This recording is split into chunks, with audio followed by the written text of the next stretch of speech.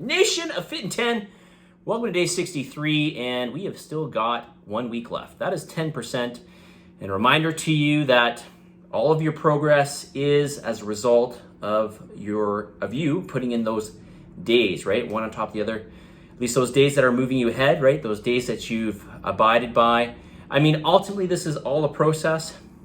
But at the end of the day, the more effort you put in each and every day, the more we are going to see at the end, right? So take advantage of the final week here, sprint to the very end, and give it your all, okay? Now, in terms of habits post-challenge, really what you need to do is still have goals post-challenge. If you just say, I'm going to exercise and I'm going to eat well, chances are you are not going to see any results, or you might see a small amount of results, but it's just not clear in what you're trying to achieve. And if it's not clear, then you have no direction on where to go.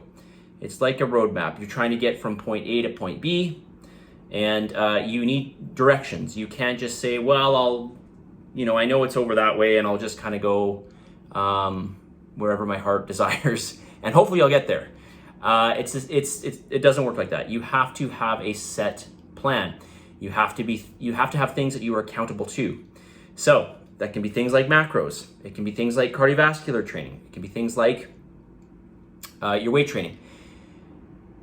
And when you set all of these and you follow it, eventually, you're probably going to plateau. At some point, you will plateau, and then you will require a change. Okay?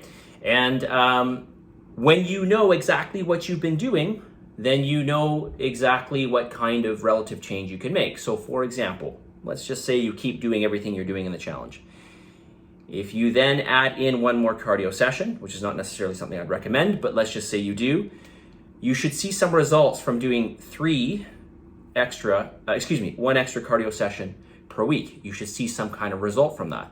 Or if we were to say, for example, say we drop your calories by another 100 per day, you should see some results with that. So it's all about that relative change, but you need to start somewhere. You need to have some kind of standard by which you are going to follow, some sort of measure that you, again, are going to be accountable to daily, or let's call it maybe a weekly regime, depending on what we're talking about, whether it's macros or exercise. And then once you've set that bar, you now have something to work against in terms of whether you're going to bring up the amount of volume, let's say an extra workout or whatever, or maybe we're going to reduce the food, or maybe we're going to increase the food or whatever. The point is it's all about having that standard and then making relative changes to it in order to go after more of what we want, okay? And I'm more than happy to help you with that. It really is goal dependent, okay?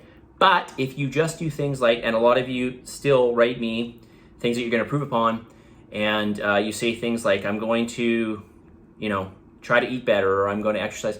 Again, this is just completely open and is kind of meaningless, right? We need to be more precise in how we define what exactly we're going to do, okay?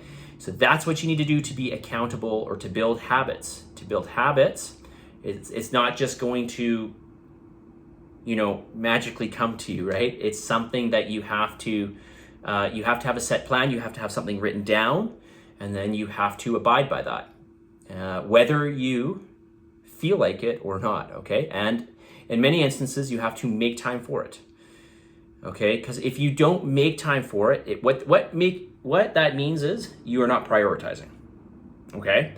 And you might argue still, there's only so many things I can prioritize. That's right. So you have to pick and choose what's important to you. So if this is important to you, then you're going to prioritize it, and you are going to make it happen, okay? So that will lead to habits. If you keep it up for long enough, that will be a habit. So for example, maybe you're going to say, every morning I'm going to get up and I'm going to walk. Walking is very powerful. I'm going to walk for half an hour every single morning, okay? Or maybe let's say 5 times a week. So, and let's just say maybe it's Monday to Friday.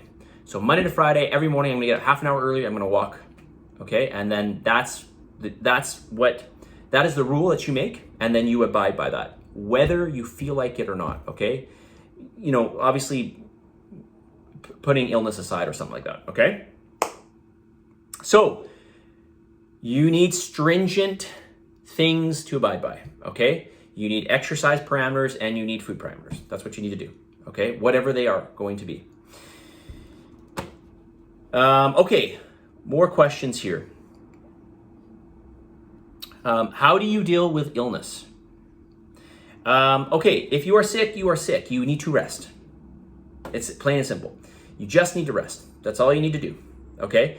Get as much rest as you can. Eat what you can, whatever that is, okay? And your focus is on getting better. That is your focus. And that's going to happen from the body being able to fight whatever infection it has. And so we want to conserve as many fuel sources as we can for that, right? The body has to be in a rested state in order to be able to put resources towards getting you better, okay? So you're going to rest as much as you can. It's as simple as that. Once you are better, then you get back on track, okay? Your illness should not be, hopefully it's not weeks on end, okay? It shouldn't be more than anything that puts you, 3 or 4 days out. But remember, nutrition plays a huge part in your ability to fight infection, okay? Not medicine, okay?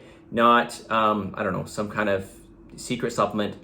It is all about nutrition. It's about getting those vitamins and minerals and protein. Protein is the foundation of your immune system. So you need to take in regular high amounts of nutritious food. That's what you need to do, okay? Especially if you're in a calorie deprivation, like we are in this challenge, okay?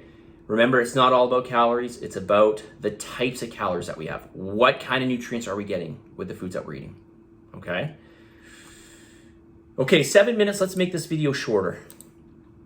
And let's get the message of the day.